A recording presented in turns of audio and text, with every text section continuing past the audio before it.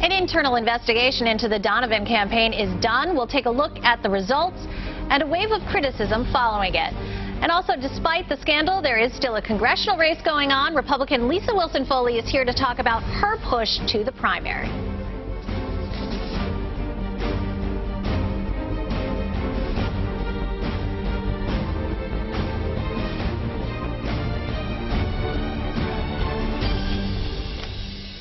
You're watching The Real Story. I'm Lori Perez. The internal investigation into Chris Donovan's campaign is over, and former U.S. Attorney Stanley Twardy says there's no evidence Donovan knew anything about any illegal contributions to his congressional race. The campaign hired Twardy to do an internal investigation after the FBI arrested Donovan's former finance director, Rob Braddock. Agents allege Braddock traded Donovan's influence as Speaker of the House for campaign dollars, a deal to quash legislation that would have raised taxes on roll-your-own tobacco shop owners. We found no evidence to indicate Donovan had any knowledge of or involvement in the alleged conduit contributions or any quid pro quo arrangement regarding the roll-your-own or other legislation. They found no evidence he knew, but former U.S. Attorney Stan Twardy admits that beyond the 165,000 pages of emails, 41,000 computer files, and 13 interviews, including with Donovan himself, he could not talk to some key players. Twardy could not talk to former finance director Rob Braddock, who's been arrested, or former campaign manager Josh Nassy, or former finance assistant Sarah Waterfall, both of whom have been fired from the campaign. He also couldn't talk to House Democratic attorney Laura Jordan. There may be evidence out there that I don't know of, but boy, it would be unusual for me, based upon my experience, to have any sort of large spread conspiracy without emails or other written documents. Twardy and a staff of 9 from his law firm worked on the report for a month. Among the tens of thousands of items they looked at, they did recover from Donovan's campaign headquarters a handwritten list on campaign stationery of what appeared to be 7 pending bills, including the roll-your-own tobacco legislation at the heart of the alleged scheme to conceal the source of campaign dollars.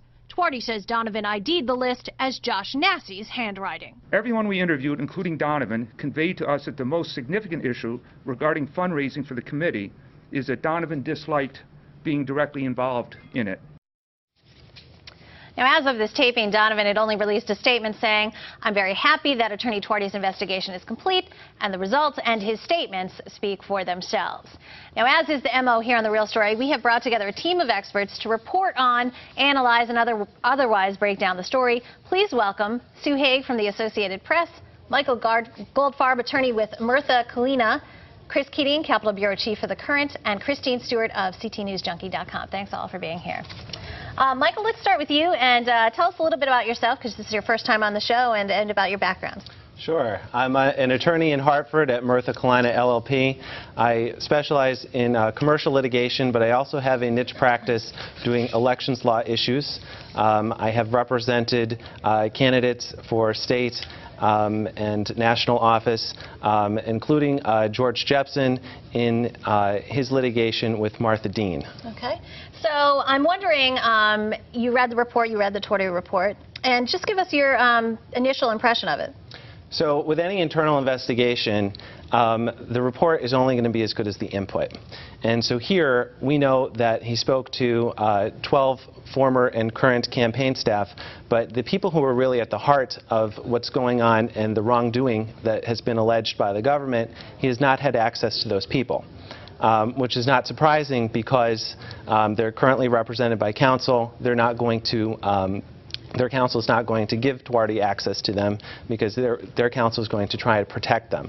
We also know that emails were reviewed. However, the Twardy report disclosed that much of the campaign is done using personal email addresses, that they have no access to those emails. So I think there's still a lot of questions out there. Yeah, I mean, that being said, I mean, how much value then can we put in a report with that kind of access?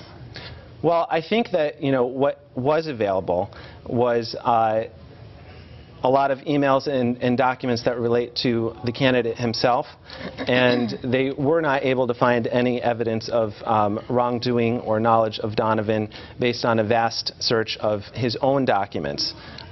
So it could be said that while the investigation might not have revealed all of the wrongdoing that happened in the campaign, it may have revealed that Donovan himself may have not had any knowledge of that wrongdoing. What if they did find something that was some sort of smoking gun involving Chris Donovan? Since he's the client, how would that work out? So this is called an independent investigation, but it's only independent in the sense that Twardy is not an employee of the campaign. He is, outside counsel. But his client is Chris Donovan, and presumably how this would have worked is he'd conduct the investigation, and at the end of the investigation, he would speak to Donovan and talk to him about his findings.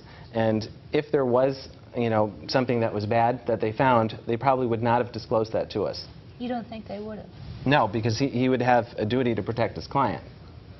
And are you therefore saying there would be no report at all, or what are you saying on that, or you're not saying, or are you saying that there could be a partial report, that there may have been some wrongdoing there and it just wasn't included in the report? Are you saying that? I'm saying that the report that we received from Twardy is probably what the campaign would like the public to see.